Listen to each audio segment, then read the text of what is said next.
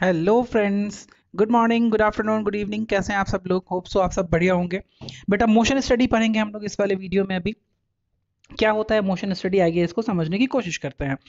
तो motion study में Taylor ने क्या कहा? टेलर ने बोला कि we have to look and pick for the motion. What type of motion, किस चीज का मोशन, कहाँ का मोशन, कैसा मोशन। तो उन्होंने बोला कि a particular worker is doing a work in a production process, then there are different motions he will move। ठीक है, वो बहुत सारा मोशन करेगा, बहुत सारा मूवमेंट करेगा।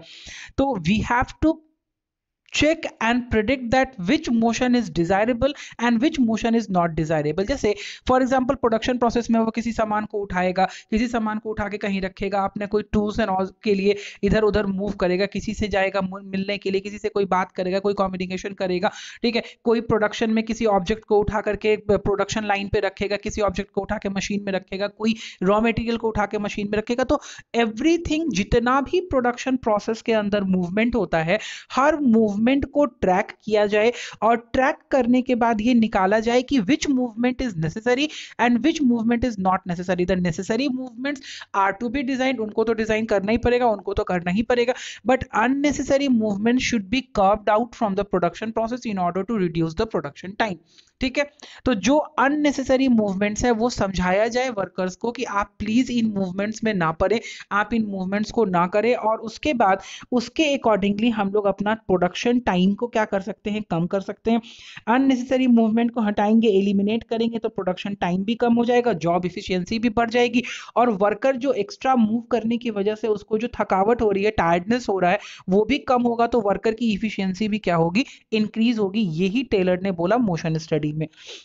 उन्होंने बोला कि हम जब मोशन स्टडी को देखें तो ये स्टडी करें कि हमारे जो गुड्स को लिफ्ट करने में, ऑब्जेक्ट्स को इधर से उधर रखने में और वर्कर्स के बैठने और पोजीशन चेंज करने में जो मूवमेंट होता है एक काम को करने के टाइम में, जब वर्कर इन चीज़ों को करता है, किसी ऑब्जेक्ट को उठा के इधर से उधर करता है, अपना पोजीशन चेंज करता है, किसी टूल्स को लेने के लिए जाता है, तो वो कौन से मूवमेंट हैं जो नेसेसरी हैं और कौन से मूवमेंट्स हैं जो बिल्कुल ही अननेसेसरी हैं।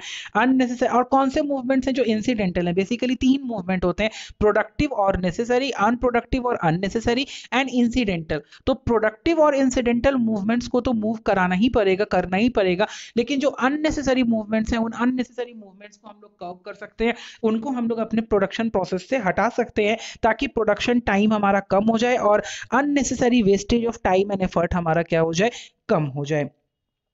तो उन्होंने बोला कि अननेसेसरी मूवमेंट्स को हटा दीजिए। इसके एग्जाम्पल पे हमने टेलर ने अपने एक एसोसिएट फ्रैंक गेलबर्ट के साथ मिल करके, वो जो शॉप लेवल पे काम करते थे, फ्लोर लेवल पे काम करते थे, तो उन्होंने ब्रिक लेयरिंग का जो एक काम था, मतलब कि ईंट को सजाने का, ईंट से वॉल बनाने का एक काम था, उसमें जो मूवमेंट था ब्रिक लेयरिंग में, उसको 18 से रिड्यूस करके 5 तक कर दिया। ऐसा यहाँ पे लिखा हुआ है कि जो वर्कर मूवमेंट था ब्रिक लेयरिंग के टाइम, वो 18 टाइम्स मूव करता था, उसकी मूवमेंट को कट शॉर्ट करके अननेसेसरी मूवमेंट्स को हटा के उन्होंने 5 टाइम तक कर दिया।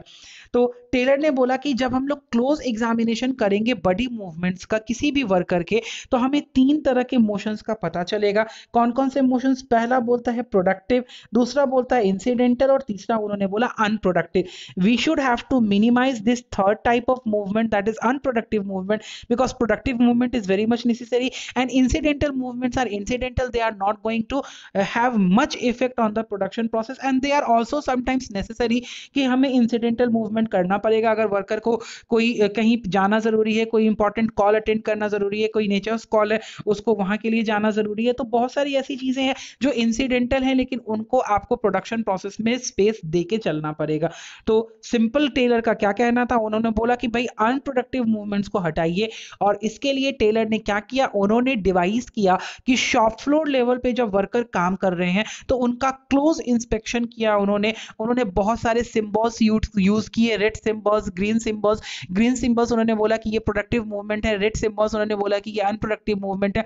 उसके लिए उन्होंने क्लोज वॉच ओवर किया है, स्टॉप वॉचेस लगाया कि वर्कर एक प्रोडक्ट को, एक प्रोडक्शन प्रोसेस में एक वर्क को कितनी बार रिपीट करता है, एक मोशन को कितनी बार रिपीट करता है।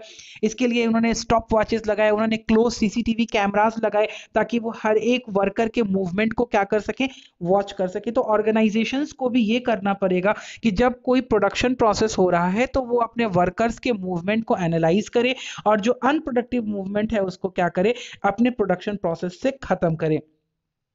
ऐसा करने से क्या होगा, ऐसा करने से रिमार्केबल टाइम बचेगा, और टाइम बचने से जब भी टाइम बचेगा और एफर्ट बचेगा तो that will increase the organisational efficiency, वो ऑर्गेनाइजेशन की इफिशियंसी को इंक्रीज करेगा।